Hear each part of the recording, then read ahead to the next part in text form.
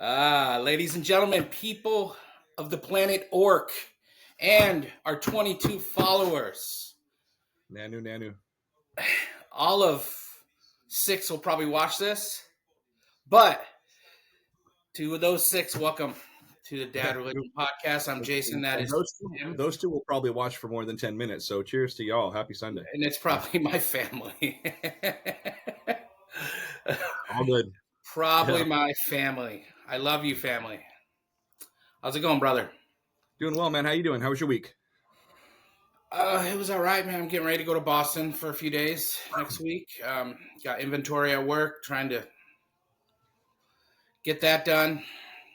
Just doing my thing. How about you? Just work and stuff, Sophie is graduating on Tuesday in Long Beach, so just trying to get things done so we can get up there. And Congratulations, Sophie. A lot of hard work. That's a big accomplishment. She crushed it. She did really, really well. And it wasn't easy for her. She had a couple of months that were like tough. She had a psychological breakdown and bad breakup and all kinds of shit. But she rallied, man. She rallied and came back strong. She might even get a 4.0 in her last semester. Smarty pants. That's your dial-in semester right there. You're like, I don't know that. Give me that Scantran. I'm gonna make a funny little pattern. That's cool. There you go.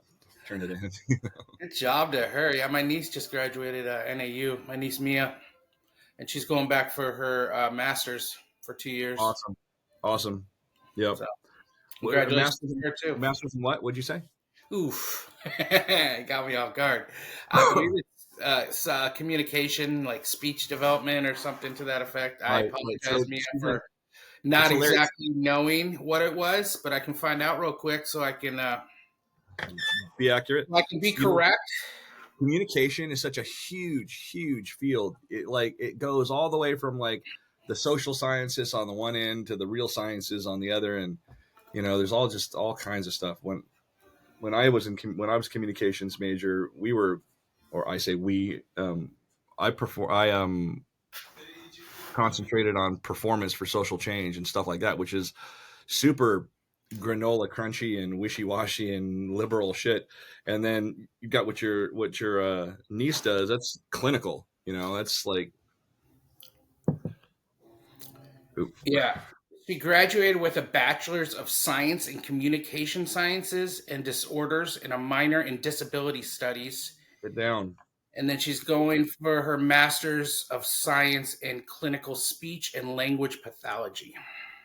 That's awesome. That sounds kind of close to what Sophia is going to go on to do. She's going on to occupational therapy, which is, I think, working with developmentally disabled kids to help them learn to do things like eat and talk and, do those kinds of things. Congratulations to both of them. Yes. Not only are they doing well, but they're doing good.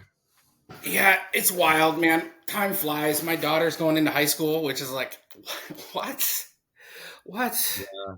High school? I know, dude. What sucks is that she's going to start becoming an adult in big chunks now. It's you've seen a couple of glimpses, but you're gonna start having some conversations with her where you're like, oh shit, this is becoming a peer. Well, I'll tell you, I was picking her up yesterday from a trip for her orchestra. They had a little year-end trip, and I was picking her up, and I'm like, you used to sing with me in the car. And she's like, Dad, I'm 14. I don't do that anymore. I'm like, oh my God, I wish you did. It's like, I was telling her, I was like, when you were that age, I was wishing you were older. So we could me and my wife could go out and because we're always at home, had to find babysitter. And now I wish you were younger so we can go back. I'm like, oh my God, what is going on? It's crazy. I've got good news for you. They'll sing with you again someday. Yeah. It'll come back. I mean, she still sings with me, but she doesn't make up her own songs like I do. There was a period of time, Jason, probably when our daughters were just about the ages that your daughters are. How big of a gap is there between Maddie and Marley? 5 years? Like 5 years, just over 5 years. So I think Sophie and Bella are just under 5 years, right? And there was a period of time when they were becoming really close, and Bella was already becoming a little brooding, starting to becoming moody with us, and we were becoming less cool. but they would be in her bedroom and Bella would have the guitar out, and then she would be picking through Taylor Swift songs, trying to figure out the chords, and we can listen to them. We would turn the TV off literally because both of them can sing pretty well. At the time, Bella was just chopping through the guitar, but she's gotten better. But they would start putting these songs together, and within like 15 minutes, they were singing with harmony in the bedroom. And Christine and I are just sitting on the couch with our wine, with the TV off, just listening to them because it was freaking rad. But they stopped doing that probably about a year after that. That was only about a year of our lives. But today they will, if a song comes on and it was one of those that they used to do, they will jump right into harmony and sing it for us. Well, they're not singing it for us. They're singing it with each other, but you know. Yeah, I think my daughter's at the age of embarrassment now. She gets embarrassed. Yeah. I try my best to oblige and embarrass her as much as humanly possible. Yeah. I don't know why I do that, dude. I'm an instigator. Sorry, I apologize. It's You're just a who I pot am. stirrer. Your sisters say that you like to stir the pot, and I get that. I'm like, I am a cook. yes, this is true. I mean, This I don't like to stir the pot. I just, I just like to have fun. is. There's nothing wrong with that. uh, So, we got a new pope. we got a new pope. Pope Pope Pope Leo. Leo. Leo sounds gangster, man. You're like, that sounds New York Italian. Like, yo, I'm gonna go there. I'm gonna go see Leo. He's gonna put these guys in this room with these fishes and this box of manicotti, and we're gonna talk to him a bit. Okay, it's gonna be cold in there. Leo's gonna let him know. Yeah, from Chicago. What's crazy is seeing his brothers like Uh, on the TV talking about him. It's weird having a pope. I mean, granted, he was born here, raised here, but he's been gone for 30 years, I think. He's lived overseas for the last 30 years. Peru, I yeah, think, right? Is it Peru or he was Chile? in Peru. He was in Peru for like for 20 years. I think he was in Peru, and then he was at the Vatican for another like 15 or something. I Yeah. didn't go down the rabbit hole quite enough. I couldn't Yeah. get past all the New York or all the Chicago Pope memes. Now, I got a question. So, when I guess you probably wouldn't know this answer anyway because it's new having an American Pope. But so when the Pope would come over to America, he would still speak in Italian or something a lot of the times, not all the time when he's giving a speech here in America. He tried to speak English, but he'd speak in Italian a lot of the time or whatever his tongue You was. talking about Francis? Any of the popes beforehand. Any of the Pope? Okay. So now, will the Pope speak in English when he's over there at all? I don't understand the ritual and why it would be any different.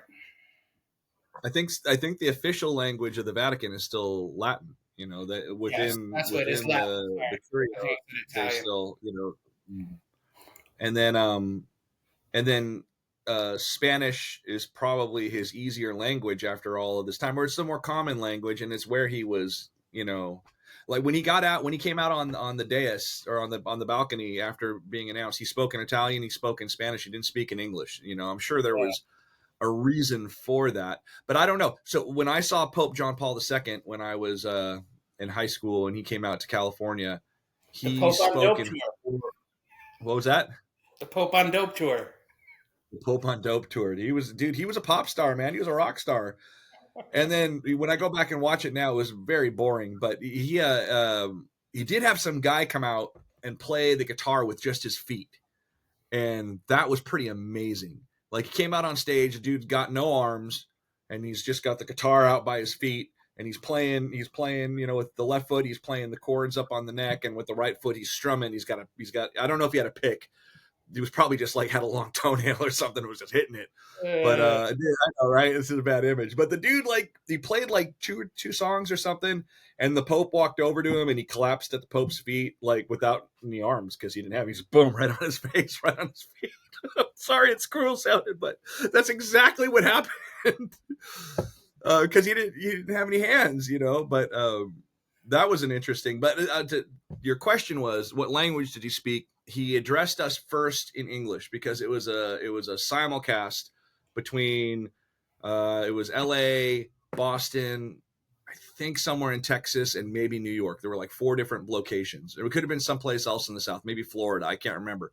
And so it was like a simulcast. And so he first got up and addressed us all in English and probably spoke about 2 or 3 minutes in broken English. It wasn't very good. I couldn't make out all that he was saying, and then I think he addressed people in Spanish, because it was LA.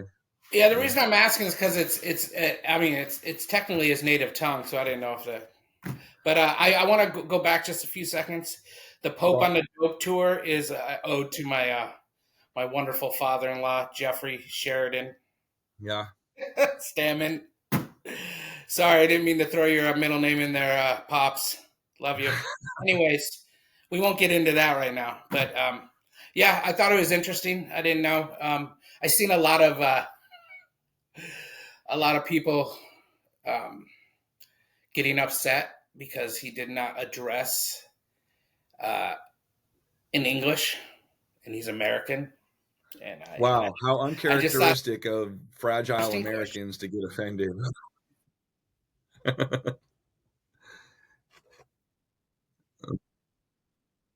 Yeah.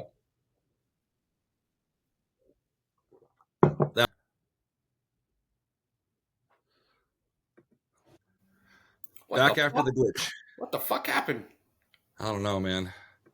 Like some kind of miracle, I think. We were talking about the Pope and no, I shouldn't have cussed just now. I'm sorry. Anyways, back to the Pope. Yeah, so to me, in honor of the Pope today, I wore Lupe. My Lupe shirt. Lupe. Lupe. It's going to be interesting how this is going to turn out. I mean, when he comes over here to tour, obviously it's going to be huge. I think bigger than it's ever been. I wouldn't expect that to happen, Jason, for a couple years. The Pope plans things out well in advance, and either way, he may literally wait for Trump to be gone just to not have a conflict. You know what I'm saying? There's already this tension, Yeah. So, anyways, no politics. No. burn some sage real quick. So we got a new Pope. That's pretty awesome. It is. He seems decent, right? I mean, so far, yeah. I don't. He seems all right. Yeah, it seems like the Cardinals, the College of Cardinals, just kind of decided to stay in the track that they were in for the most part, at least in terms of like doctrine and presentation, right? Like that was the whole thing about Francis. He presented kind of as a liberal, but doctrinally not a whole lot changed. But the attitude, the whole attitude kind of changed. You know what I'm saying? It's sort of like moved some Protestant churches are like non-affirming and non-accepting of LGBTQ, and then some are accepting, but they still say it's a sin, but we're all sinners, and who's to judge? And then the others are affirming, where they're like, all right, so those verses in the Bible are really kind of taken out of context, and so there's really nothing at all wrong with being LGBTQ. You just are who you are, and God loves everybody, right? So there's those three different stages, right? I think what Francis kind of did was slide the Catholic Church from the not accepting more into the accepting with some caveats and rules. He didn't change any of the doctrine. He didn't, do any of that. He started blessing divorced people and stuff like that, and saying that you can as an individual, you can bless a gay couple without necessarily blessing their marriage, I guess, if that's still doctrinally not right in the church. So like they found this, I mean, it's kind of wishy-washy, this middle of the road kind of a thing. My personal opinion, dude, the church is already as gay as it can be, man. Open those doors, bring in those thousands of multitudes. The church, you will swell. If they were to turn on a dime and welcome and celebrate the LGBT community, they would probably lose the dying part of their church, the old people who are going to be gone in a couple of years anyway, and they would open up a completely new generation, and they could stop being closeted fabulous. They could just be fabulous and wear the dresses, like, dude, like, let's do it. You know what I'm saying, right? You're going to hell, son. Oh, yeah, maybe. You know what? I agree with you. I I believe that Jesus loved everyone, no matter, and to judge someone for who they love is very strange. Um, I understand. Um, I kind of understand their point of view, but I don't agree with it because I mean that book was written a long time ago. Times have changed, things have changed, people have changed with the way that they. I mean, there's always been a gay population. no, no matter what time we're in, they're just now coming out. You know what I mean? It's not just now, but you know what I mean. It's acceptable to most. Um, Well, as a we had a minute where it seemed like that, Jason. But I don't know, man. I feel like the pendulum's swinging back towards bigotry. I will say, and I'm not going to say anything else on it because I don't want to get into this conversation because I know it'll take us deep into hours and hours of conversation before you know it'll be 5 o'clock and we'll be 7 hours in. But We'll have I one will after the say new. it's, how do I want to put this? It's only like this now because some people make it to where they feel like it's okay to do it. Um, and it's not, and it never will be. Um, Racism and bigotry is all wrong, no matter what. And that's all I'll say about it. I love I think everyone. if you get yourself a good Bible scholar like Dan McClellan, or someone who could break down the language for you, you're going to realize that what people are using to make you show hatred towards Oh, gay you're going people on. No. and whatnot is just them taking ancient scripture out of context. Things that they were talking about back in the day had much more to do with, like, in the case of like Sodom and Gomorrah, they're talking about hospitality rights, not talking about a city full of gay people. And you can even check your own Bible. The Bible later on in Ezekiel says that the reason why Sodom and Gomorrah happened was because they violated guest rights. It does, but in today's parlance, Sodom and Gomorrah is what God did to the gay people, and that's just, that's rough. That's a rough analysis to come up with. But they, if when they give it to you in little amounts from the time you're little until the time you get older, and then at some point, it's joined with, if you don't believe this and you don't love Jesus somehow. I don't really know how that works, but I don't know. Yeah, Get a it's good Bible. all people use the Bible and make it to their own beliefs. They change the words, they change the meaning, all to what they believe on all sides. And I'm one that believes that Jesus and God, a loving Jesus, a loving entity or person, and did not have hate in his body at all because that's Right. what I was taught and that's what I believe. And if you don't have hate in your body, that means you don't hate anybody. But I digress. Let me say two little things. Let me say two little things to finish this off. The first one is my favorite Bible verse that's actually in the Bible, since the one that I said before actually wasn't in the Bible.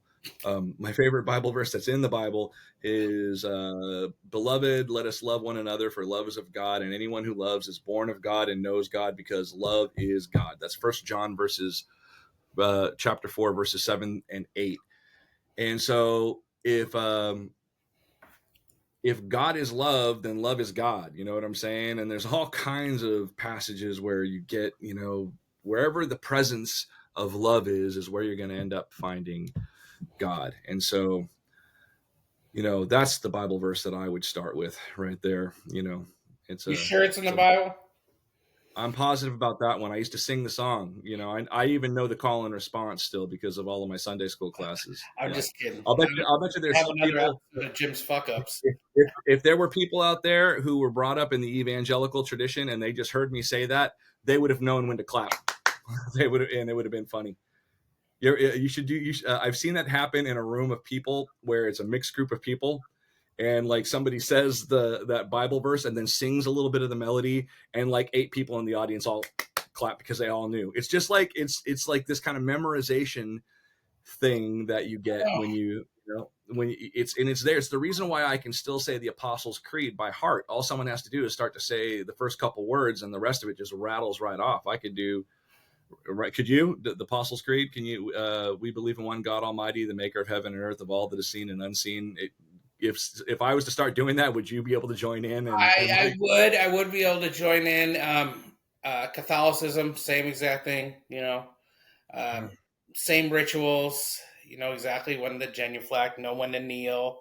But there is one thing that I saw that I wasn't used to. Like I just went to church recently for a I guess a memorial, and when you walk up to the altar, you bow, and I've never seen that. Like you got to bow, and I'm like, to me, I'm like, are it we was in Catholic. Japan? What's going on here? What is this thing?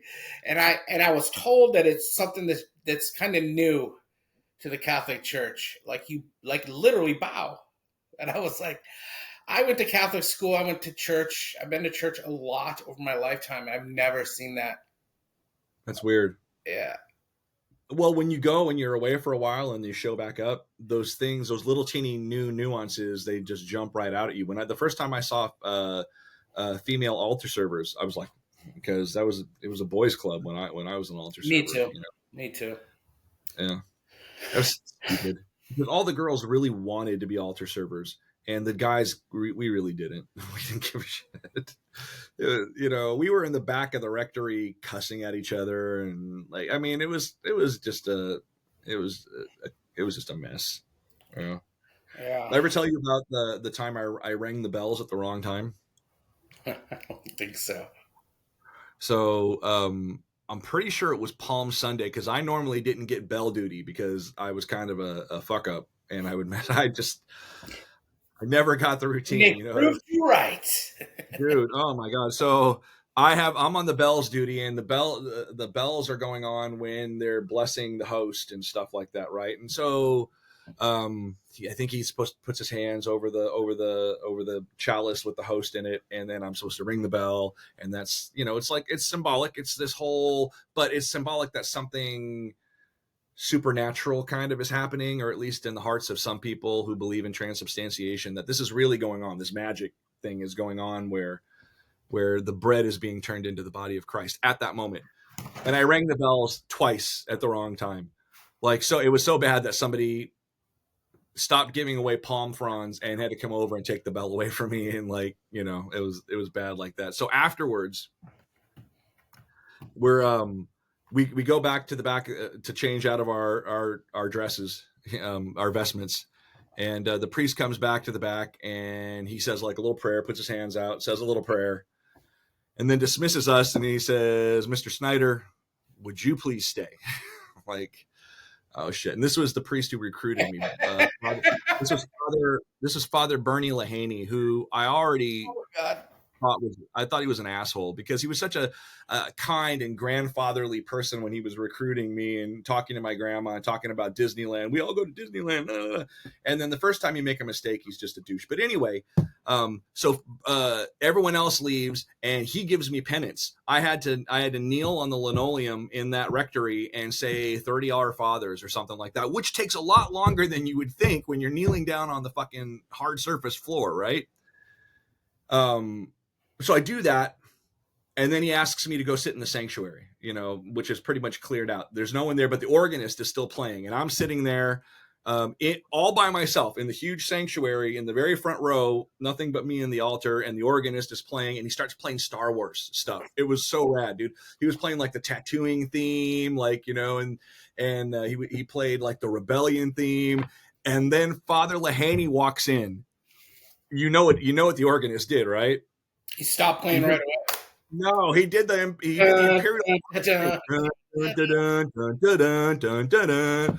And I'm like trying to not laugh out of my nose, right? Because the priest has come to like scold me, and he sits down, And I don't do a very good Irish accent, but Father Leahy was like, our organist knows I have a penchant for the Star Wars, right? And I'm like, so that kind of brought down the mood a little bit, right? He didn't realize that he was the villain, that the organist was actually trolling him with that song. But the cool thing was, and this is the one cool thing I can say about Father Leahy, is that he told me that the punishment that he had given me was the same punishment that he had been given when he was in my situation, and he had done something wrong in the mass. But the difference was that the priest that gave him the punishment picked up a handful of sand on the way in and sprinkled it on the linoleum where he had to see it nail and do his Our Fathers. He's like, and so he went through this whole like confession to me about he thought that that by downgrading it, he was still reinforcing the message and this and that. And he said, that's probably wrong. And I'm going to have to, he was going to have to ask for forgiveness for that. And he asked for my forgiveness for doing that. And he just went on to explain to me for about 3 or 4 minutes about why it's so important that the bells get rang at the right time. That because for certain people that were there in that sanctuary at the moment, that this was a profoundly spiritual event that was occurring, and it was happening in time with the ritual. So anyway, that was my Father Leahy story. That was a tangent. Yeah, I had a really my sense of humor is really bad. That's why I laughed when you said he asked you to stay behind. Oh yeah, that could have gone wrong. I was like, uh-oh, ruh-roh. Ruh-roh. Dude, if I had not been such a fuck up and drawn so much attention to myself and been a troublemaker, I wonder sometimes, because I was an altar boy for 3 years, and there were guys who did not like some of the priests for reasons that, we didn't like any of the priests, to be honest, but it was a little bit more vehement than I thought was probably necessary at the time. Yeah, I saw a comedian talking about it a little while back. This is good. Man, never mind. Let's just move on. I don't want to say what else, brother? His joke was. I don't know what you got going on. Let's talk some sports. My Tigers. Yeah, you guys got the best record. You Best got the best team in record. baseball through 40 some odd games. What are we? 30-16, I think. So we lost yesterday. So we lost. And we lost yesterday too. We lost 2-1. So you still 1 game ahead of us then, probably. Man, Reese threw a gem, 1 hitter through 6 innings, like 9 strikeouts, and then they couldn't close it out. Lost in the 9th. It's baseball, man. It's baseball. Most teams win 60, lose 60. So someone's got to be there for those 60 that they're going to win. Oh, yeah. If they just continue to win series, I'm happy to take 2 out of 3 from 10 in a row. I'd be stoked. Stay healthy. They got to stay healthy. That's the other thing. Stay healthy. That's rule number 1. And they're so scrappy, and they're like I was saying before, they make me excited for baseball again. I'm excited to watch this team because they just play with such heart. And I was looking at payroll. Dodgers, $333 million payroll. Tigers, like $180 million payroll. Uh-huh. Yeah, this team is scrappy. No superstars. Dude, I remember when $100 million payroll was the highest in baseball, and that was only that was within 2 decades. It wasn't that long ago. Well, when you're paying one player $1 billion, yes, I know it's deferred, but still. I think technically it's like 790 million, but we can 900 million. Yes, that was it. Yeah, it's a good chunk of change. That's close and enough. Now $1 million to play a kid's game. Ridiculous. Your father-in-law busted my chops on the comment section about Sasaki being a bust, and sure enough, dude's on the DL, shoulder problem. Was he a Padre? No, but the Padres and the Dodgers were both in contention to get him, and we got him. But he's got good stuff. But so far, he's been lit up, and now he's got a shoulder issue, and so. Dude, this is what the injury thing in professional sports has just gone crazy. I think, maybe with these pitchers, because they're all throwing 100 miles an hour, that it's just natural wear and tear that's going to happen and just bound to happen. Like Tommy I John is just in your future if you're a hard throwing baseball player how could nowadays. it not be? I'm surprised it wasn't more prevalent back in the day because they were throwing 130, 140 pitches They complete were just games. pitching. They were two things. They were pitching through pain for one. Okay, three things. They were pitching through pain. Three, they had doctors that were willing to give them drugs to make them not be feeling that Shoot them up. pain. Yep, yep, and give them the painkillers. I mean, it wouldn't just be that they shoot them with the cortisone and they'd give them like all the Valium and Vicodin and whatever it is, and load them up on drugs, and they wouldn't be feeling any of that shit. And then the third thing is, I think that the insurance companies have gotten involved now because when you've got a multi-million dollar investment, you don't want to lose them for their career. So if it looks like they've got an injury that can be fixed, the insurance company's like, yeah, pull them off the field, fix that. Don't put that car on the road, Yeah. that kind of a thing, Yeah, that's why I was talking about Mike Trout. He has been hurt literally last year, this year, barely hear about him anymore. Now, when I was talking about, he's definitely a Hall of Famer. Definitely a Hall Yeah. of Famer. I don't think he's Yeah. a first ballot Hall of Famer at this point. I Depends think on what happens. I don't think he's going to last another 5 years, to be honest with you. Well, okay, so at some point they can switch him over to DH, right? He's been playing the outfield and stuff like that. I mean, at some point you can move him over to DH and you can extend his career. And if all he's got to do is think about hitting, his hitting numbers will come right back up, But he's got a lot of pride. He takes pride in his defense. He I wants think to this be is a full player. 15th Huh? year in the league. Yeah. Yeah, he's not. Yeah. He's not.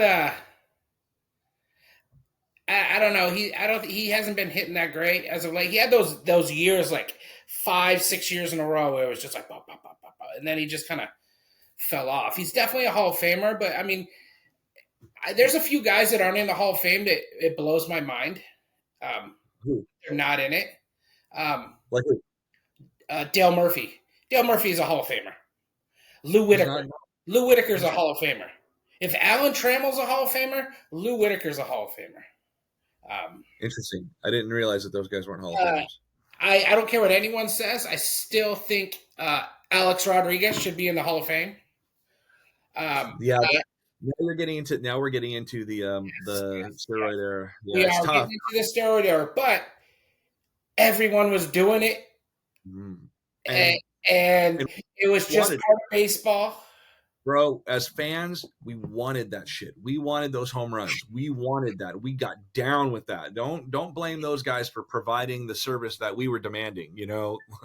That Sosa Mark McGwire year where they were just going for the home, dude, that was so exciting. It was amazing.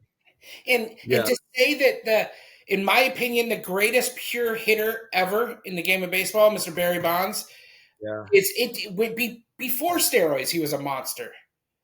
During steroids, that dude walked more than anyone.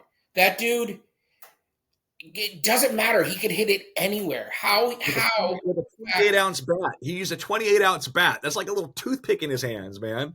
That dude was so big. It's crazy. And he choked up a little bit on it, and then he stood right on top of the plate.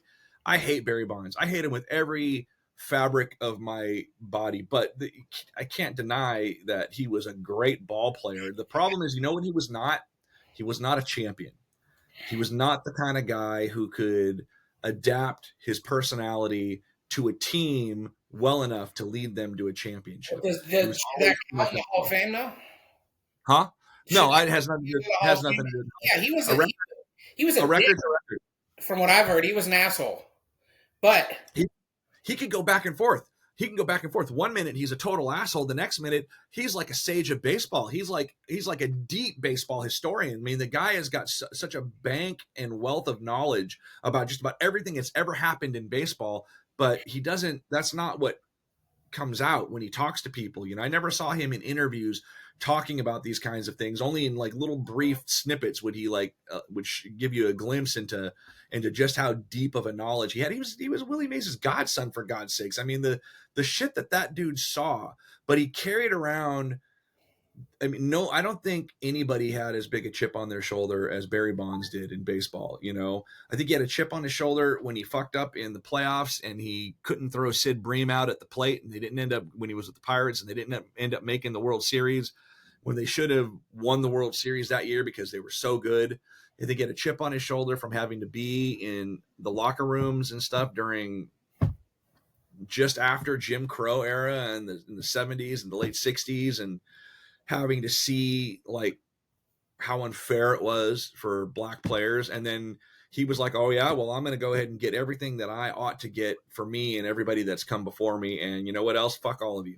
I think that's kind of what Barry Bonds is, you do the fact that he went on to win the single season home run record and go on to win lifetime home run record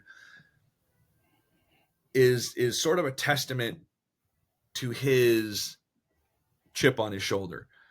He in the same year that he got 400 home runs, 400 stolen bases, which no one else has ever done before. Like that was the same year of the home run race, and he was so bitter that they weren't paying attention to his lifetime achievement, which was a greater achievement, believe it or not, than what Sammy Sosa and McGuire were doing. Fun to watch. Exactly. And he got bitter about that. He thought that he deserved the accolade. So he was like, oh, I'm going to show him. And I'll bet you that's when he started doing the steroids. I don't think he needed to. I think he's just like, all right, they want home runs. I'm going to show them home runs. Definitely did not. What was that? Definitely did not need to. He was a stud. No. He was a toothpick. I mean, and then he had muscles like on his neck and his freaking head got huge, Yeah. And another Roger Clemens. Roger Clemens. Roger should be a Hall of Famer. And I'm gonna go out on a limb, and I firmly believe this, and you and me don't agree, but Pete Rose should have been a Hall of Famer before he passed away. I don't give a shit. I'm still hung up on even this. You're more of a purist. I'm more of a. He was one of the greatest hitters of all time. He bet on baseball, but he didn't bet on his team. So he did bet on his team. He didn't bet on his team to lose. Sorry, but you can hedge. You know what I'm saying? Like you don't have to lose a game in order to compromise. I think that his ban was long enough. And he should have been in the Hall of Fame. I don't think he was ever it now that he's dead. But I'm one that if you don't murder someone, kill someone, rape someone, or do something completely utterly horrible, and you don't lose on purpose, or at least you're not. They don't prove that. Then you should, and you're good enough. You should be in the Hall of Fame. That's why the gambling is a problem. What the fuck? I don't know. That was weird. Anyway. Pete Rose, if he had been contrite, if he had come out and admitted what he did and said how it was bad and this whole thing rather than denying it all the time, and then when he finally ends up admitting it, well, I admit that I did it, but it really wasn't that bad of a thing. There was never really a point in his career where he acknowledged that first of all, that the dude had an illness. Clearly he had an illness, and it wasn't just gambling. He had an addictive component to his personality. If he would have just come out and said that, so this is something happened, it's something terrible that happened, and I disavow anything that might have happened. You should never bet. You should never bet on baseball. You certainly should never bet on your own team. And I am deeply sorry that I ever did that because I love baseball. It's a scar on something that I hold sacred. Then he'd be a hero. He'd be a hero for me because there's no one who got baseball the way that Pete Rose did. I mean, that dude was like phenomenal player who was in the moment in the game all the time. Like I just don't know about rewarding a person who's done something bad and hasn't like atoned for it. It's part of little kids do watch this shit. Well, he did atone for it later in life. But he didn't really. He really did. And by the time he was willing to admit to it, he was admitting to it as like, well, I did this, but look what those people did. You know what I'm saying? It was never just, I did this, I was wrong, it sucks, it was stupid, it was bad for baseball, it was bad for me, it was bad for all of you, and I'm very sorry. So nothing ever like that. So Pete Rose was one of the most infamous autograph signers ever. Like he signed everything and anything, no That's matter cool. what, to make money. Like his autographs are a dime a dozen. They're hardly ever forged because you can get so many of them. Not like Mickey Mantle's autograph is forged, and Joe DiMaggio's autograph is forged constantly, constantly. I'm on this group because I want to kind of start. I want to get a Mickey Mantle autograph. That's one of my to dos. Whew. They're out there. They're out there. You can get them because he was back in the '80s. He was signing like crazy too, but he's also forged the most. Like they have this thing called a banana mantle, and you know it's fake because the bottom of the M kind of looks like a banana. Um, and that's one of the tells of Mickey Mantle is like the way that the bottom of the M is shaped. Anyways, so Pete Rose has signed so much baseballs and pictures and bats to say, "I'm sorry, I bet on baseball," and then it says Pete Rose. So technically, he said, "I'm sorry" multiple times, but he got paid for it. But He was monetizing it. That's yeah. You know, the you got thing. to do what you got to do. I used to load up next to a guy named Frankie, who was a minor league player for a number of years. Played a little bit of major league golf with the Angels back in the day. I think in the '70s. And what he told me about Pete Rose kind of stuck with me. And he said you can tell about a person by whether or not their teammates stand up for them. You see what I'm saying? Yeah, He's yeah. like, oh, you may not have noticed, but Johnny Bench, Pascual Perez, Joe Morgan, these guys are all silent on Pete Rose. They just don't support him as a person, which does kind of say something. So I think in Pete Rose, you've got the ultimate paradox. He's just multiple things at the same time. He is the embodiment of baseball, and he's also the anti-baseball at the same time.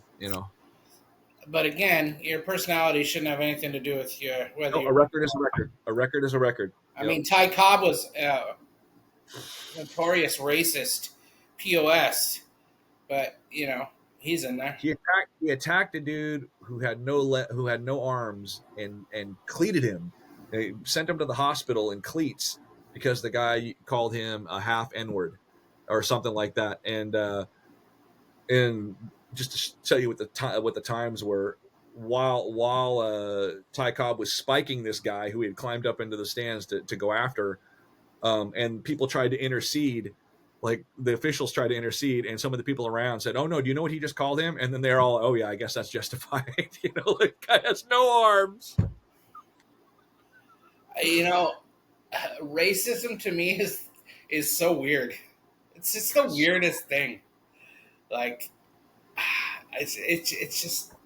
I, So what are your yeah, we nationalities? shouldn't get we shouldn't be getting into this. This is gonna No, put but us let me in ask, weeds. let me ask It's you just a question. weird. What are your nationalities? Obviously, Hughes is Irish. What was your mom? Was she Irish as well? Irish and German. That's just what we Irish and got. German. There Yeah. you go. Perfect.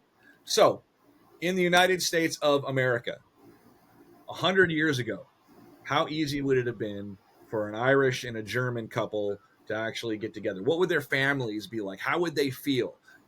One is Irish Catholic, the other is German Lutheran, and they're trying to figure out how to merge these families together. 100 years ago, 150 years ago, it would have been a real big deal, and the racism would have been intense, and that would have been racism between two white families. So yeah, it's stupid. It's Potato stupid. eaters, man. Huh? Potato eaters. The Irish Yeah, were very were yeah. No one liked the Irish back I in. know. Yeah, same. So my ancestors were also a lot of Irish that came over for a while.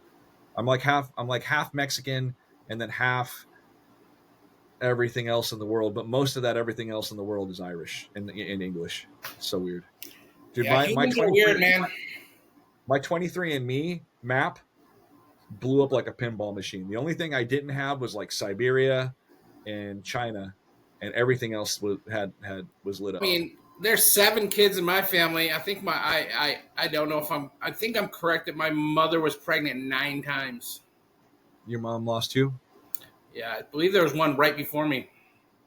Uh, yeah, yeah. So that was the other thing so my great grandmother, who I wish I had a little picture I could show you right now. I'll do it some of the time. She was the matriarch of our family. So She had 11 children who survived infancy. That's the parlance. 11 children who survived infancy, and then I was able to find she had 3 who like died after birth. Like one was like 2 years old, got into some pool chemicals or something like that, and died of poisoning, and then one died of diphtheria, and like so. Yeah, Catholics had babies, bro. That's but your mom was already 7, so she got pregnant 9 times. That's a lot of times to be pregnant, I bro. believe my mom once told me, and I apologize, Mom, if you listen to this, if I get this wrong, but she said each one was just a blessing. They didn't prepare for anything. If it happened, if it was God's will, it was God's will, and you know, Can you imagine how great cool? parents. Though my parents were freaking amazing. Can you imagine? Like I Can you said, imagine how cool that would be? Just to be able to live that way and to think of it that way, that would be so rad. It's such a great feeling that your mom got to experience in that way. And obviously she raised you guys well. She thought of you as blessings. yeah, I mean, like I think I've said it on podcasts before. We never fight. We never argue. I've never gotten into a big argument with my family ever. You know. That's weird. That's weird for Irish Catholics, bro. I'm Yeah. not gonna lie. Yeah, we've always got along. I mean, obviously there's some squabbles here and there. We don't agree with certain things but in the end, we're family. I mean, Yeah, that's great. that's it. We take care of our own. We don't. It's not worth it in the end. And I could say for and I could be confident in saying that the rest of my siblings all feel the same way. It's cool. That's So, great. um, Yeah, I like your family. I like watching your sisters and your wife and your niece all gang up on misogynistic. oh yeah. I don't get Oh, involved bro. in any of that It's like stuff. it's like they don't even know, and all these huge chicks are getting out of their cars with like lead pipes and chains. I'm like, oh, it's on. Let's I, go. I don't. I stay out of that for the most part. You were talking about the Indians. I want to kind of move into something local, like TV shows, real quick. Have Go you for it. have you watched? First of all, have you finished watching The Boys? I'm in Jesus, the middle bro. of season 3. I'm in the Two middle of like season. years. I told you 2 years ago. Yeah, I binge watched for a while, but I can't like. I go through cycles, Jason. I'll get back to it. I'll get back to it. If right now, if it's going to be reminding me of things that are, Oh, it's ever. great. Who cares? It's get reminded every day. Who cares? Yeah, It's all in fun. Uh, yeah. Oh, Another show I got for you. I don't know if I've already referenced it to you. Is American Primeval. never heard of it. It's on Netflix. It's basically it explores the relationship between the Mormons and Mormon settlers and the Native American tribes in Utah Ooh, ooh, in ooh, around 1857, some 1850s, massacre. and Yeah, it's freaking great. I was about to say gross. It's freaking great, dude. Um, yeah. well, who's the head of Joseph? Who's the head of the Mormon Joseph Church? Smith. Who was the Joseph head? Smith. Is He it was the Joseph founder, Smith? Joseph Smith.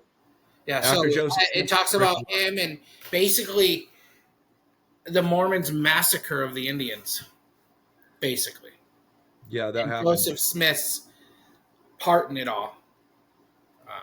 And he was the main man telling them to massacre the Indians and the taking over of Utah. It's great. It's a mini series, so I think it's like 8 episodes.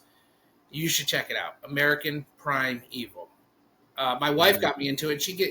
Because the TV she watches ain't for me.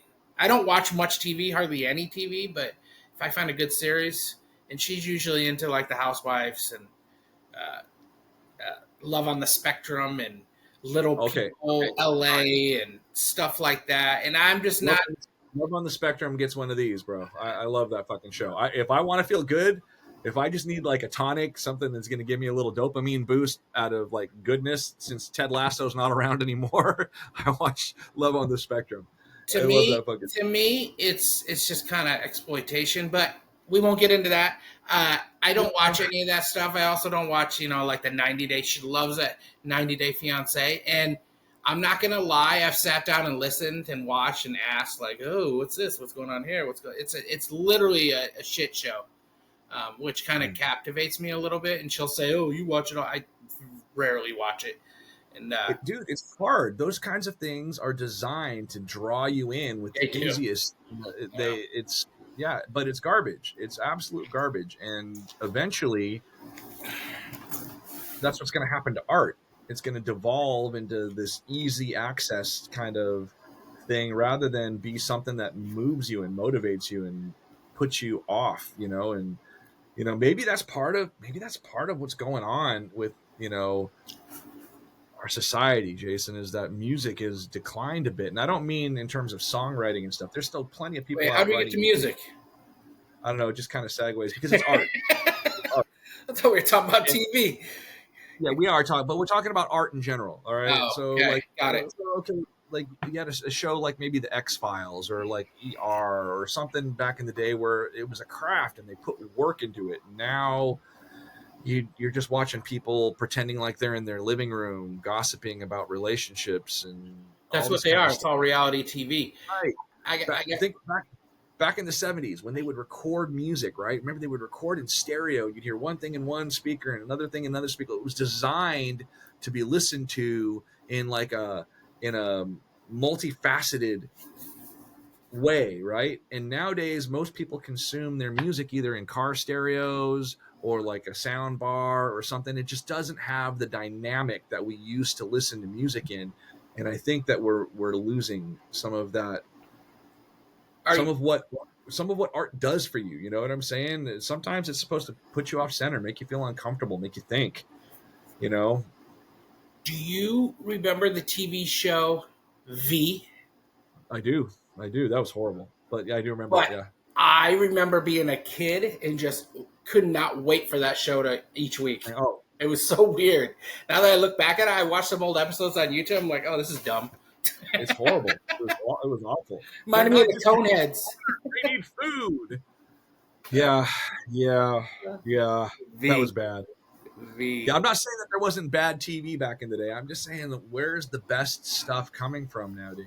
Like movies, like it's just one reboot after another. Man, give me a new fucking movie, bro. I Give me mean, something. I don't know. I don't watch movies, as you know. I'm not a movie guy. Last movie I saw was I saw Minecraft movie. That tells you where I'm at.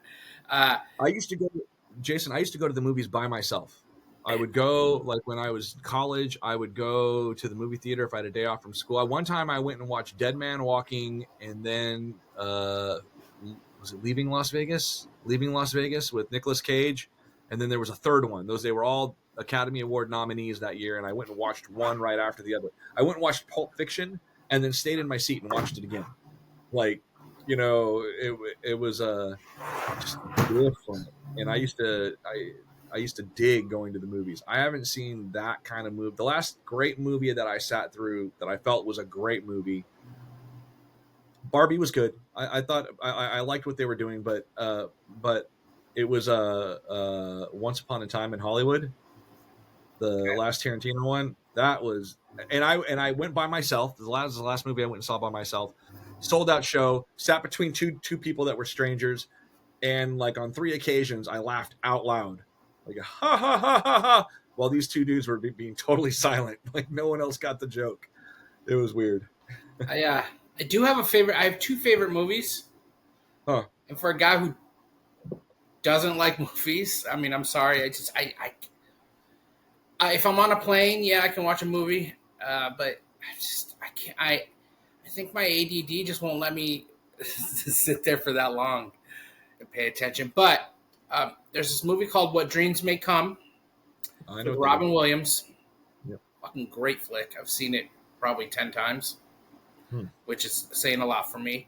And Gangs of New York. I've seen it in the movie theater twice, which is really weird for me. So those are my two favorite movies. I don't have much else on that. But I will say the greatest TV show of all time, there's two of them. Lost, number one, the first 6 seasons, absolutely amazing. And Better Call Saul is another phenomenal. If not the greatest TV show drama to ever be put out there. And Breaking Bad is kind of is up there a little bit. I've never seen what is that show that everyone loves on HBO with the dragons and stuff. Oh, Game of Thrones. Never seen one episode of that, so I can't comment on that. But like For me, Better Call Saul, if you haven't seen it, oh my god, so good, for so me, good. Game of Thrones and Lost get put into the same category where they were great shows, and I sat with anticipation every week waiting for their next episode, but neither of them stuck the landing. They just they dialed it in for the last season. I thought That's why for I both said of the them. first six. Yeah. So for me, the Oh, greatest hold up, TV hold up, show. hold up, hold up. One more. The Walking Dead. The first 5 or 6 seasons of Walking Dead, holy shit, was so Yeah, fucking good. but I didn't again, I didn't watch the last 3 seasons because I kind of fell out of it, but oh my god, the first 5 seasons of that was so good. I think they just took it too far. I like stories, and for me, stories have an ending, and you've got to write the ending in. It's kind of like writing a song and doing a fade out with every song. Like, come on, guys, like bring the story to a conclusion. And so for me, greatest TV shows ever. First of all, I'd have to say Cheers. Cheers ended the way that Cheers ended was perfect.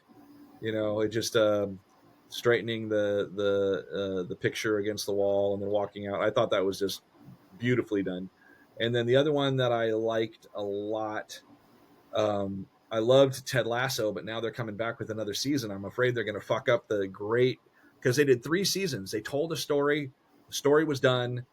Okay, no season 4. There was like a demand for a season 4 because everyone wanted to watch that show, but there was no story to be told. And now, like a couple I don't years later, what was that? Oh, sorry. I realize I sometimes I talk over you, so I stop myself. That's all right. I talk over you all the time, and I never apologize. I was just gonna say that I've never seen Ted Lasso. I have no idea what it's about, and I have no idea I what channel it's on. What station? think it's on Apple TV. Oh, It's phenomenal, I Jason. won't It's see so it. good. It is so good. It's the best writing and the best handling of subject matter, and it made me feel good every week to watch it. Yeah, I don't have Apple TV. I have nothing Apple. I have apples in my fridge. You've got some Beatles records in there that probably have a little Apple logo on the center. Yeah. I don't know. Understand why they put it on Apple TV. Not everyone gets it. Not everyone gets Netflix. That's more people getting Netflix than they do Apple TV. Probably. So, well, Yeah. shit. Let's wrap this up real quick though. What about our boy John Underhill? So last I saw, that dude was in the back of a squad car in Arizona, and the cops were not happy with him. John Underhill. So for y'all who don't know John Underhill, and he is skateboarding across America. He left North Carolina. He's skateboarding to Venice Beach. So it's, I don't know, 3-some thousand odd miles. Just him and a skateboard skating down the highway, the freeway. It's very intriguing and interesting to watch. When I first found it, I just sat there and binged for like I'd say an hour and a half just watching these short clips of day after day after day after day after day, and it's pretty wild. He sleeps under underpasses. He sleeps wherever. He's been pulled over probably a good 15 times because you can't. I mean, legally, I don't think in California legally you can skate on the freeway. I'm not exactly sure what that law is. How that's going to look, but right now he's in Arizona. It took him. I think he's on day 113 or 114. Texas for like 40 days. I mean, I hate Texas. I hate driving through Texas, period. But skateboarding through it, that would be a mind fuck and a half, dude. Like, oh my God, this whole thing would be a mind fuck for me because I'd just be like looking at how much I got left and I'd be like, I can't do this. This dude's mind must be strong as hell to be able to continue this journey. To me, it amazes me. There's another guy who's riding his bike across country, but that does not seem as daunting as skateboarding. Well, okay, it's a BMX bike, so let's be clear about that. It's not like he's on a 10-speed or something like that. Sure, but it's still, it doesn't feel as, they're both very difficult. Don't get me wrong. It just doesn't feel as difficult as skateboarding. Number one, skateboarding, you're not going to go as fast unless you're going downhill. Number two, you have, I would feel you have more control over a bicycle than you do on a little piece of wood that you're skateboarding down. Probably. Three, you got to use your leg. I mean, his left leg must be so strong at this point compared to his other leg. And it's just like, It's so fun. in the heat, and you just can't. I don't know. It feels like a bigger task than not to diminish the other gentleman, but it just feels so wild. Like your mind, you have to fight against your own mind in that scenario. And the fact that he's 114 days in, and he's all the way to Arizona, and he's heading through to Tucson right now. He's on his last leg pretty much, man. He's only got another, I think from San Diego to Tucson, I think it's somewhere around 400 miles. Is he going to San Diego? No, I'm just trying to put it into perspective, like how far he is out of California to get to. He's in the hardest part, though. He's in what's got to be the hardest part, the heat wise. And so if you're saying that it's in the 80s and 90s there where you are in Austin, then bro, it's getting into the high 90s and the 100s out there in the desert, possibly getting up to 110 or whatnot. That's a rough, and nothing, he's got to go these huge, remember like when he was going through Texas, at least he'd hit a little podunk town every 20 miles or so, be able to jump into like a Tasty Freeze or like or a gas station and get some Gatorade. Like he's in that stretch where there's just not a whole lot of anything. He's putting, there's a few towns, but yeah, it's 406 miles from Tucson once he gets there to San Diego. What is it, San Diego to LA? 100 and what? 100, 120, 115? Something like that. Then he's going to Venice. He's going to Venice, which is another 20 miles past LA. So he's got going all the way to the ocean. Good for him, dude. You're right though. It's not just the mental the mental strength to get up and do it every day. I'm just trying to imagine what it would be like in hour 3. You're in mile 8 out of 22. That how do I do that? You know what I'm saying? I'm already sore. I'm already hot. That's a rough one to try and push through. Yeah, it's 501 miles from Tucson to Venice Beach. Yeah. Well, it's an awesome achievement. I think the dude's doing a great job. I hope he makes it. I do. I'm pulling for him. We should put a link to his Instagram in the comments. Yeah, he's gonna make it. Unless something tragic happens, he's gonna make it. I think he's in the hardest part right now, man. I don't think it's gonna get harder than where he is. The desert in Arizona and New Mexico. Driven through Texas? Yeah. That's pretty hard. Yeah. That's pretty hard. Yeah.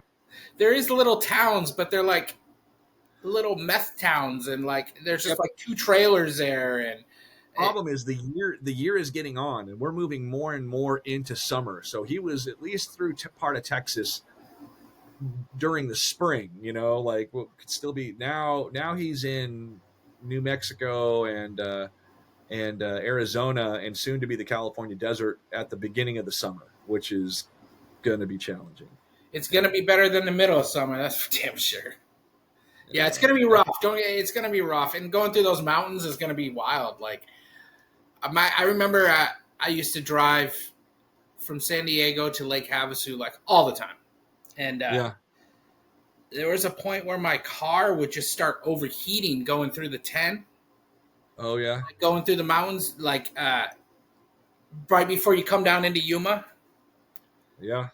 Right before Glamis and all that, not Glamis, but yeah, like all the dunes and everything, right before there. And it was hot. I can imagine him going through it. So we'll see. Good luck to him. I hope he makes it. But I'm sure he's going to. And we should put a link up there. Yeah, for sure. So so all the 22 people can check all 22 of them. And all our fans on the planet Orc. Orc. No idea why I said that, but I was going to start singing Eek Ak Ork Ah Ah just to show how old I am. You probably see you're looking at me blankly. You don't know what that No, I know is. this. I'm trying to figure out what it is. I remember it's a song. Or what is it? No, no. You're mixing up my friend the witch doctor with Eek Ak Ork Ah Ah, which is easy to do because there's a lot of crossover Okay, there. so what is eek ak ork That's from the Jetsons. It was Okay, they did okay. Yes, that's the dance, right? Eek Ak Ork means I love you. Yeah, it was a dance. Yeah. Okay. Yes, I Apparently, do remember here that. in I was a really small child when that was out. you were a really small child. It was probably a repeat when I saw it as a child. That's Hanna Barbera, so that's probably 60 or Yeah, 70 that's years. Flintstones and Jetsons and what was the Green Martian?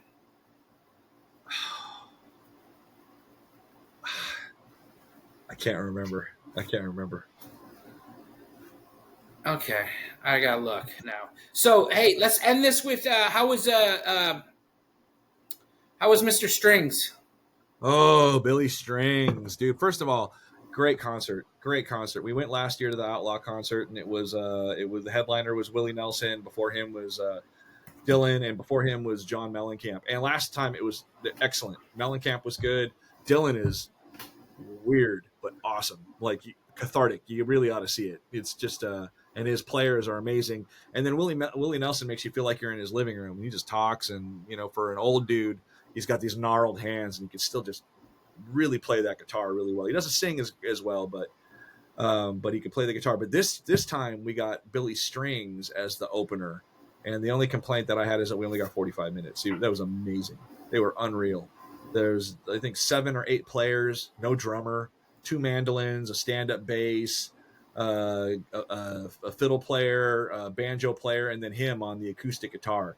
And they sounded like they were all competing against each other the whole time. Like everyone was just soloing one on top of the other, and they were just going. It was like, and the people were nuts. Like I didn't, it wasn't what I expected. It was not what I expected. Let's Yeah. just say that the difference in the vibe between having John Mellencamp as the opener and having Billy Strings as the opener was off the charts, man. It was like a festival. It was Yeah, crazy. when we saw Billy Strings, just walking up. So in Austin, you walk up these stairs to the pavilion where like merch is sold and everything, and I'm just looking around. I'm like, what? Are we at a Grateful Dead concert? Are we Right. at a Fish concert? What is going on? And there was just Yeah. hippies and drum circles and patchouli and Yep. body odor and Unfortunately. the dreads and weed all mixed. And I'm like, what is going? How that? What's weird to me is how that music, this bluegrass that he plays, pulls that audience. And what I think is it just boils down to him in general. Because if you ever listened to him talk or listen to him play, he's kind of in that vibe. You know what I mean? He just plays a certain type of music. He's an amazing guitar player, amazing picker. And his band, like you said, is freaking so good. And I will definitely see him again when he comes around. He's pretty great. Yeah, I'd like to see. I'd like to see him do a full show. I'd like to see 2 hours, 3 hours. yeah, That kind he's good, man. We had a show that we were supposed to go to. Still bums me out. Tedeschi Trucks Band and Buddy Guy, and then our power went out. Um, a tree fell on a power line and blew up a transformer, and they couldn't get to the transformer because it was so covered in vegetation, and it would have started a fire. And so they're like, "Oh, the power will be back on." It went off at 3:30. They're like, "It'll be back on at 5:30." We're like, "Okay, we can still make it." And then they're like, "It'll be back on at 7." We're like, "Oh fuck!" Show starts at 7. Okay, so we may miss Buddy Guy, but we can get up Tedeschi. And then they're like 11, and I was so pissed of. because obviously we can't leave our children. We can leave our children home when there's power, but we can't leave them home in the dark. So Candles. I was so mad. I was so freaking mad because we spent a lot of money on those tickets. It just Yeah. here you go, Live Nation. Here's some money. Keep it. we don't need anything in return. And Did you have you seen Tedeschi trucks before? I have, yeah. Yeah, I've never seen Buddy that. Guy though, and he's 80 some odd years Yeah, old. So, that might be a tough one. but looking to get tickets to the Me First and the Gimme Gimme's coming up, and then we got that what's that show that you were telling me about? Some 80s bands. Simple Minds. Yeah, I gotta go to. I'm being forced to go to that. So that's not just Simple Minds. That's going to be Simple Minds, but the opening bands are Modern English and Something Cell. Oh, Soft Cell. Yeah. Soft Cell. I don't even know what so they sing Tainted Love. Oh. That's the one song that you've heard. The one that mixes in, and there's a mix where it mixes in with the Diana Ross, baby. That's the one.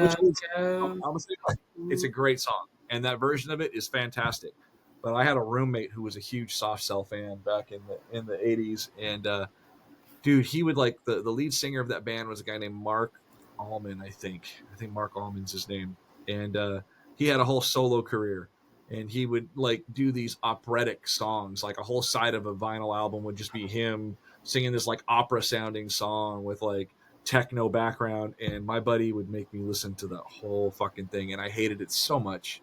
I hated it. It was like, so it's really hard for me to listen to anything from Soft Cell that's not just that one song, you know. Modern English, though, I like. Modern English, we cover them. My band does Melt With You, which is a Modern English song. So that's fun. Sweet. I can't wait. It'll be a good show. Simple Minds, they're good. They're good players. The drummer is off the hook, and the singer is just next level. So yeah, you'll like. They write good songs. They're not just a flash in the pan kind of an '80s one-hit wonder type of a deal. Although they are a one-hit wonder, but they're just because they're a more complicated, probably type of music. I think we got one more. We got Thievery Corporation too that we're going to. That's interesting. Yeah, but let's end the show with it's the Great Gazoo. Yes, Gazoo. Yes. Just in case it would have kept you up at night. I know you have a phone that you could have Googled it, but I thought I'd do you that favor. And I think we need to wrap this up. I'm glad you know how to Google competently. I would have been looking for that for hours. Stop it. No, you wouldn't have. Thank you all for listening. Sorry about the technical difficulties. Hopefully you won't even notice. Hopefully. Yep. You might have to cut out what I just said. Because then they're going to notice. Anyways, thank you all, 22 of you. Jimbo, have a wonderful Sunday. And you as well, my friend. We'll chat soon. Catch you in a week. Later.